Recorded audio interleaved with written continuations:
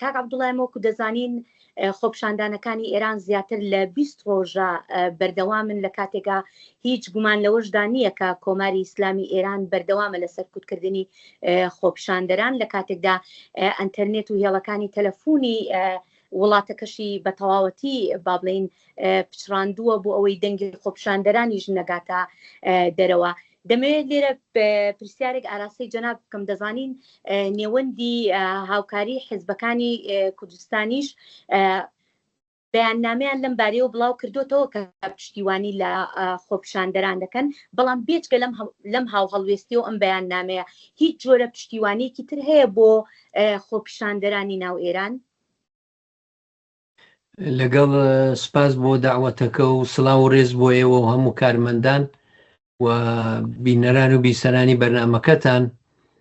بەڵێ هەروەکو باستان کرد تقریبەن 3 هەفتەیە کە ئەو بزوتنەوە گەورە لە ئێران دەست پێکرا. 2-3 ڕۆژی ڕابردوو بە کزی ڕۆیشتووە.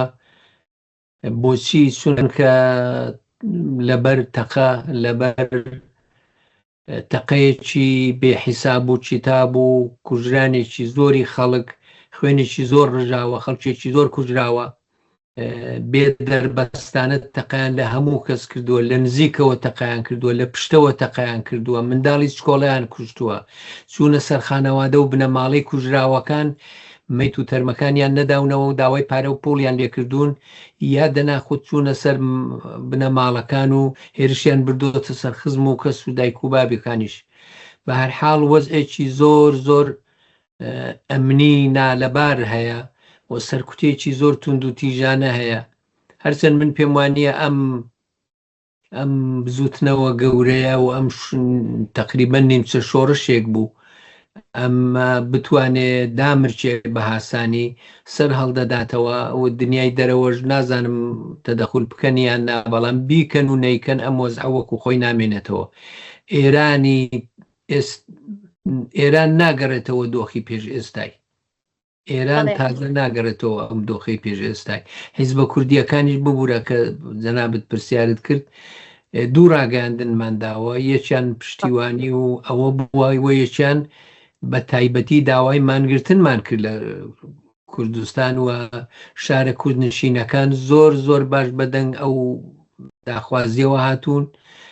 تعتیلیەکی فراوان نزیکەی 50 شار و شارۆچکەی گەورە و چکۆڵی کوردستان بەڕێوە چوو. ئەم ڕۆژ ڕاگەاندنێکی دیکە دراوە، داوا لە هەموو کۆمەڵگەی نێونەتەوەیی کراوە کە فریای خەڵکی ئێران کەون و نێڵن ئەو کوشت و بڕاستی دیکە درێژەی هەبێت. بەڵێ باشە کاک عەبدوڵڵا، بێجگە لە با بڵێن هەماهەنگی لە نێوان حیزبە کوردیەکان، ئایا هەماهەنگیەک هەیە بەگشتی لە نێو حیزبەکانی ئێراندا با بڵێن بە تەواوەتی هەموو ئۆپۆزیسیۆنی ئێران؟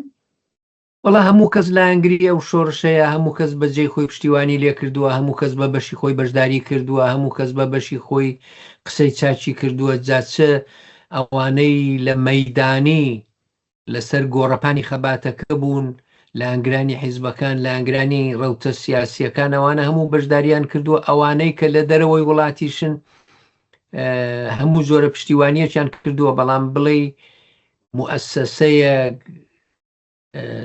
ڕێکخراوێک، ئێتلافێک شکلی گرتبێ لە بینی هەموو ئۆپۆزیسیۆنی ئێرانی نەخێر شتێکی وان نییە، شتێکی وا شکلی نەگرتووە. جارێ دیارە قسە و گفتوگۆ هەیە. من بۆ خۆم لەگەڵ زۆر کەسان قسەم لەگەڵ دەکەن و بە تایبەتی ئۆپۆزیسیۆنی ئێرانی ئەوانەی کە دموکراسی خوازن زۆر زۆر گرنگی دەدەن بە کورد و پێیان وایە کورد دەبێ بۆ خۆی میوانداری ئۆپۆزیسیۆنی ئێران بکە و ئەگەر بەڕاستی کورد بیکە خەڵکی دیکەی پێوە پێیوەست دەبن و من پێم وایە ئێمەی کورد نابێ و دەرفەتە لە چیز بدێ.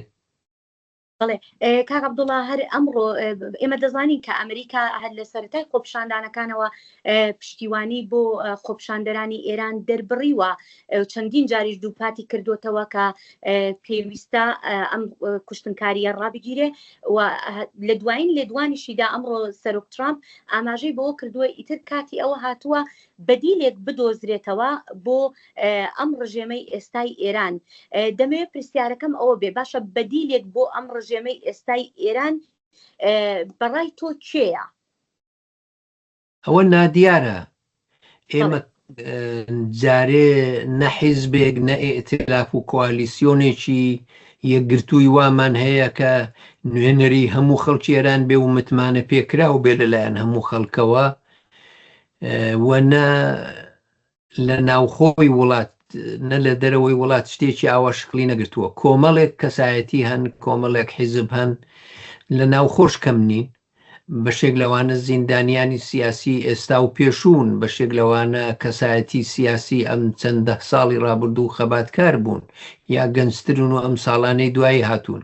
بۆیە ژمارەیەک نوخبەی ئێرانی لە ناوخۆ هەیە کە ئەوان دەتوانن تێیدا بەشدار بن.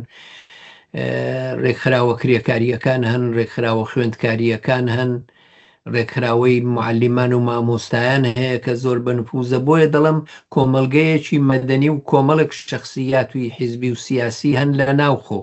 لە دەرەوەش هەم حیزبەکان هەن، هەم بە تایبەتی کورد هەیە بێدەنگ نەبووە، و ڕەزا پەهلەویش هەیە کە ئەویش بۆ خۆی نفوزێکی هەیە و لە ئەنگرانی خۆی هەیە و هەوڵش دەدا زۆرتر سەرنجی دەوڵەتی ئەمریکا بۆ لای خۆی ڕاکێشێ. بەڵام من لەو بڕوایەدام هیچ کام لەوانە جارێ نەیانتوانیوە بە تەواوی بخۆ نوێنەری ڕاستەقینەی خەڵکی ئێران دەرکەون.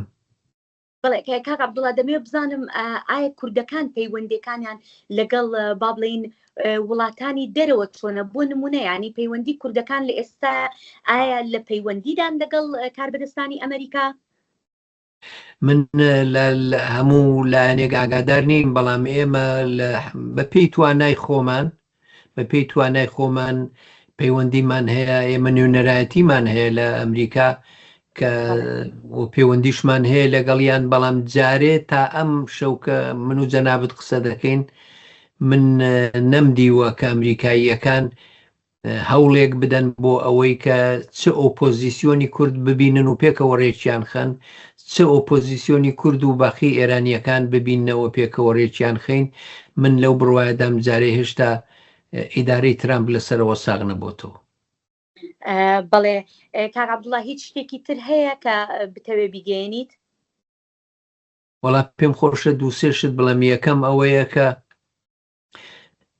چ ئێمەی کورد بە تایبەتی و چ هەموو خەڵکی ئێران پێویستیان جارێ پێش هەموو شتێک بە یارمەتیەکی مرۆڤی هەیە.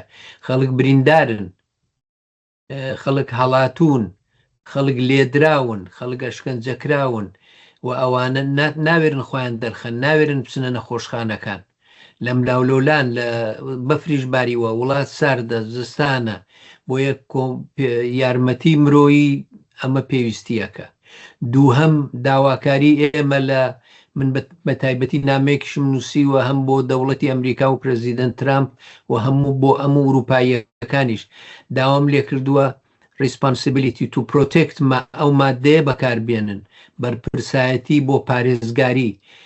قانونی نەونەتەوەی دەڵێ ئەگەر دەوڵەت ئەرچی پاراستنی ژیان و گیان و ماڵی شارۆمەندانی خۆی هەیە، هاوڵاتیانی وڵاتەکەی هەیە، ئەگەر دەوڵەتێک نەتوانێ هاوڵاتیانی خۆی بپارێزێ لە ئاست کوشتار و لە ئاست جێنۆساید و لە ئاست ئەو جەریمە گەورانە، کۆمەلگەی نێونەتەوەی بە تێگرا دەبێت بۆی هەیە بێ و یارمەتی بکە. وەختی ئەوە هاتووە کە ئەوە چرکەیەک یعنی بیچرچێنن ئەوە، و بۆی ئەوەشم بە باش دەزانێت ئەوەش یەکێک لەو کارانەیە کە دەتوانن بیکەن. سەفیرەکانی ئێران دەرکەن، ڕێکخراوی پاسدارانی ڕێڤۆلوشنری گارد، سوپای پاسداران بە تەرۆریزم بناسێنن، فشاری ئابووری بێنن، فشاری سیاسی بێنن لەلایەکەوە، و ئاخری هەمووشیان سێهەمین شتیشمانەوەیە لەگەڵ ئۆپۆزیسیۆنی ئێرانی بەعام، بەڵام بە تایبەتی لەگەڵ ئۆپۆزیسیۆنی کورد کە دەتوانێت دەور و نەخشێکی بەرچاوی بێ کۆبنەوە و بماندوێن. ئەوە داخوازیەکانی ئێمە. بەڵێ کاک عەبدوڵڵای موحتەدی سکرتێری گشتی کۆمەڵەی زەحمەتکێشی کوردستان، زۆر سپاس بۆ ئەم دەرفەتە. سپاس بۆیەوە. سپاس بۆ تۆ.